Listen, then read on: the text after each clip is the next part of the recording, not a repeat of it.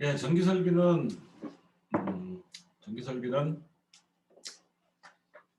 어, 안전과 관련돼 있는 사람의 안전과 관련돼 있기 때문에 법으로 제한하는 그러한 요소가 많습니다.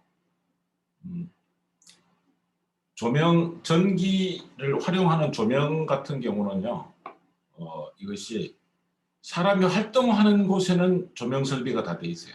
조명 설비도 이제 전기 설비의 한 부분인데요.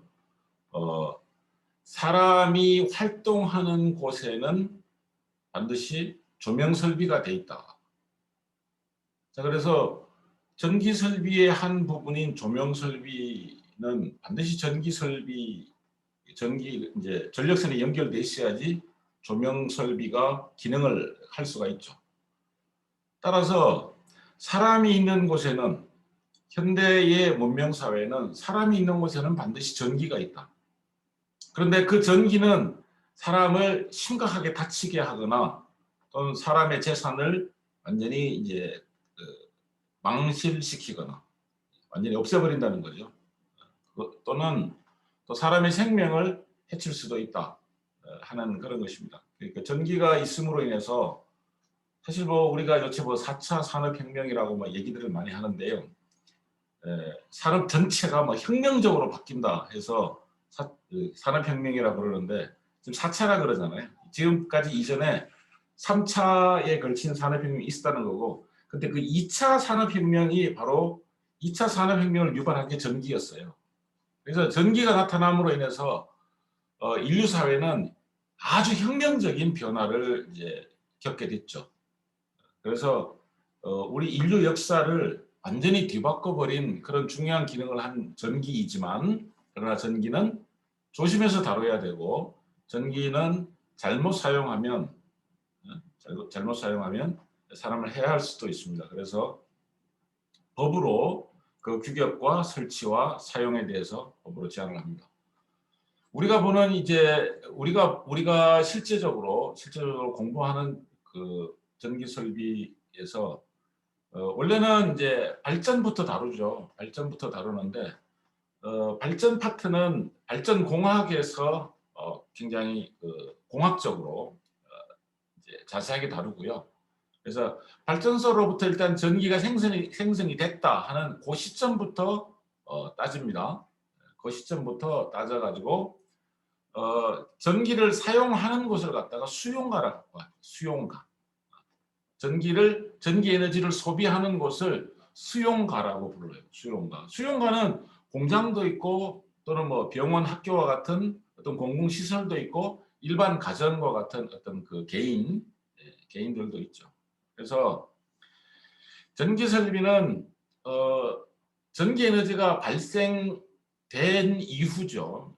전기 에너지를 발생시키는 발전기 쪽은 발전공학에서 다루도록 하고, 전기 에너지가 발생된 후에 그 전기 에너지가 전송되고 또는 어떤 이제 조금 변환이 일어납니다. 그걸 변압이라고 하거든요. 이렇게 변압 이렇게 말하죠.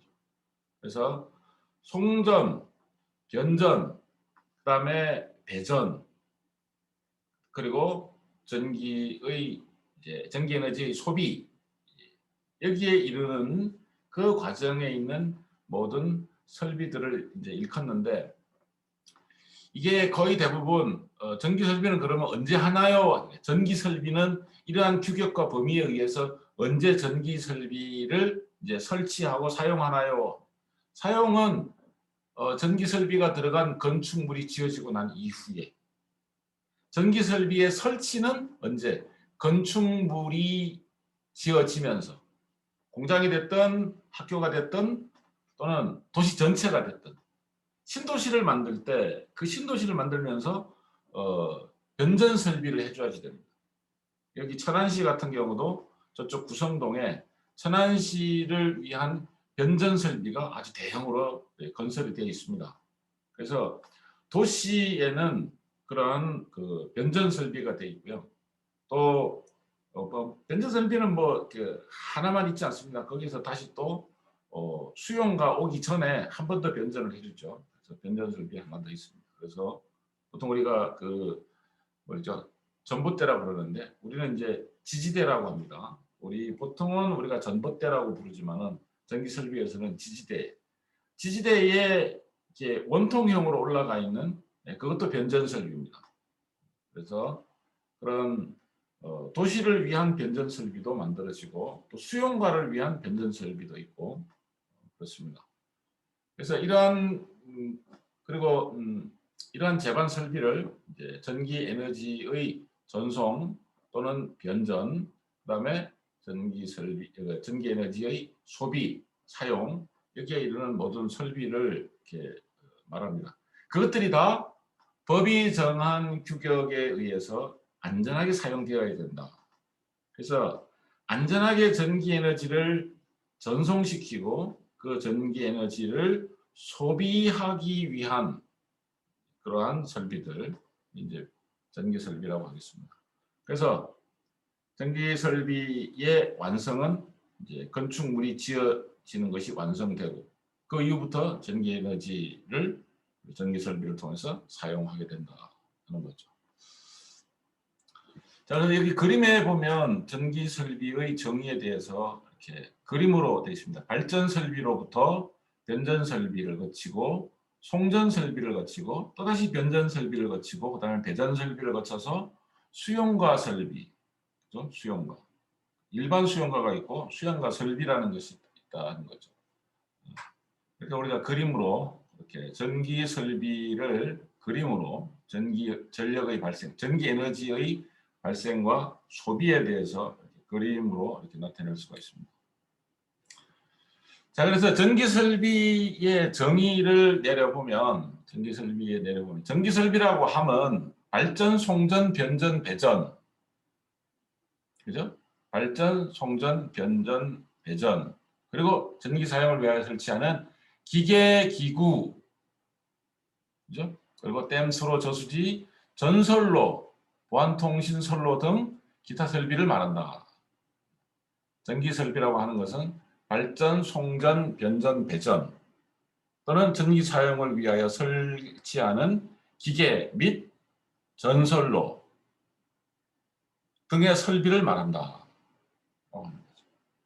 여기 수력 발전 설비, 화력 발전 설비, 원자력 발전 설비, 가스터빈 설비 여기까지는 요거는 이제 자세하게는 안 다룹니다. 이게 그 전기 에너지의 발생, 발전시키고 난 이후의 그 발전소 주변 설비, 발전소의 뭐 담장을 친다든지 발전 설비로부터 그걸 어디로 송전한다든지 그거는 전기 설비에서 다루는데 발전소 자체는 우리가 다루지 않습니다.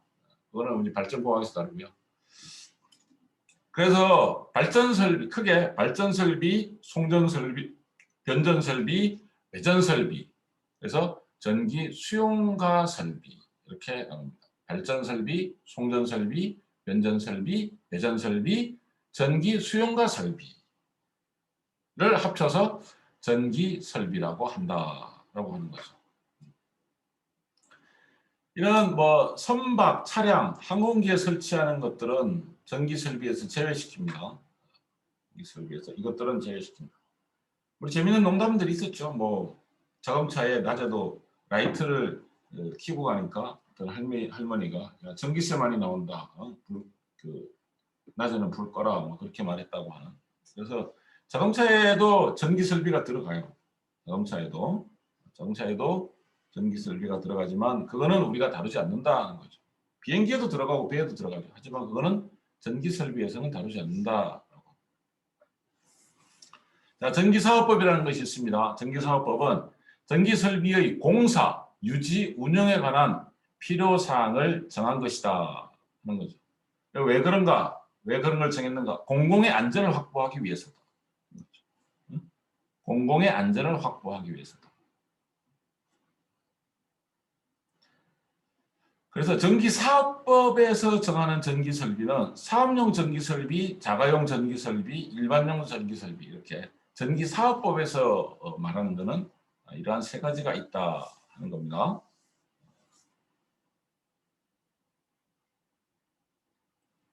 전기설비의 정의에 대해서 얘기를 하고 있습니다. 여기 뭐 사업용 전기 설비는 뭐냐 하는 거죠. 전기 사업자가 전기 사업에 사용하는 전기 설비를 말하는데요. 그래서 발전, 변전, 송전, 배전. 자, 이런 전기 설비를 직접 사업소에 설치하는 전기 설비 이런 것들을 말하죠. 이거를 보통 그 이번에 뭐 미국 같은 경우는 저런 그 사업용 전기 설비를 민간 기업이 담당을 했다 해서 갑자기 뭐 몇십 년간 눈이 하나도 내리지 않던 춥지도 않던 무슨 텍사스주에 갑자기 뭐 맹추위가 닥치고 했는데 민간 기업들이 저 사업용 전기 설비를 제때 가동시키지 않았다. 그래서 뭐 지금 뭐 미국에서는 큰 뉴스거리가 되고 항의를 받고 뭐 그런 것 같습니다. 우리나라는 공기업들이 담당을 했고 우리 학생들이 그러한 사업용 전기 설비를 다루는 그런 공기업에 취업하기를 많이 희망하죠. 그렇지만은 또 뭐 장래 문제에 대해서 뭐 제가 강의 중에 틈틈이 잘 다루고 또 그런 얘기들을 조언을 많이 하는데요.